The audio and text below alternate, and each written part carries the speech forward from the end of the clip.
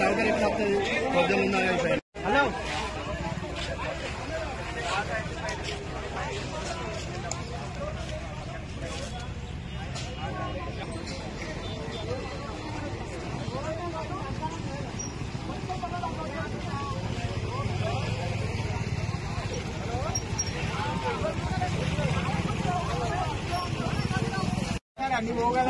ఒక్క మిల్లు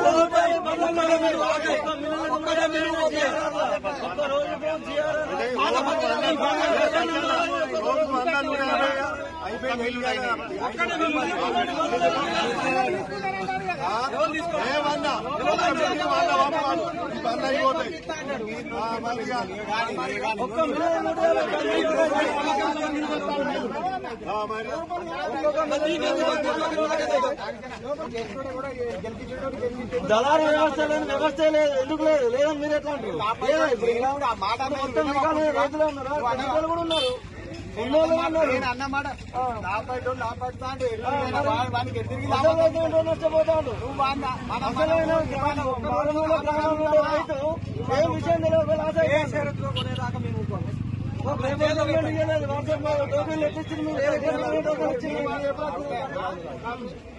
రాత్రి వచ్చి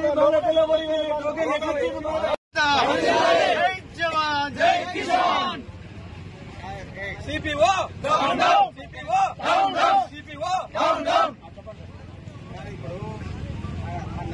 మార్కెట్ కమిటీ ఏరియాలోని మొత్తం ప్రతి రైతుని బేషరతుగా కొనుగోలు చేయాలని ప్రతి రైతు కోరుకుంటున్నారు.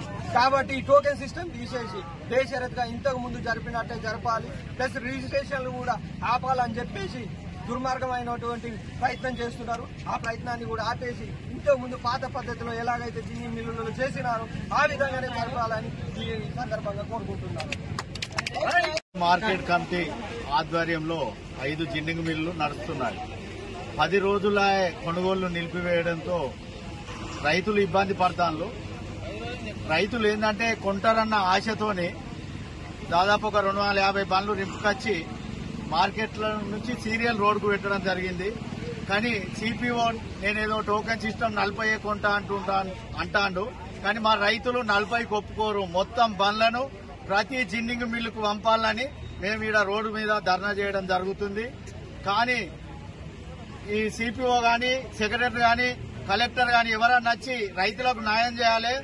ఈ టోకెన్లలో కూడా కొందరు బ్రోకర్ గాళ్ళ బండ్లున్నాయి. కానీ ఆ బ్రోకర్ గాళ్ళు పోయినా మా రైతులకు న్యాయం జరగాలి. ఇంతకుముందు ఫస్ట్ తీసిన పత్తే మేము పోలే, ఇప్పటికే 100 రూపాయలు తగ్గించి రైతు చాలా నష్టపోతాడు. ఇంకా కొందరు రైతులది ఫస్ట్ ఇంకా తీయలే.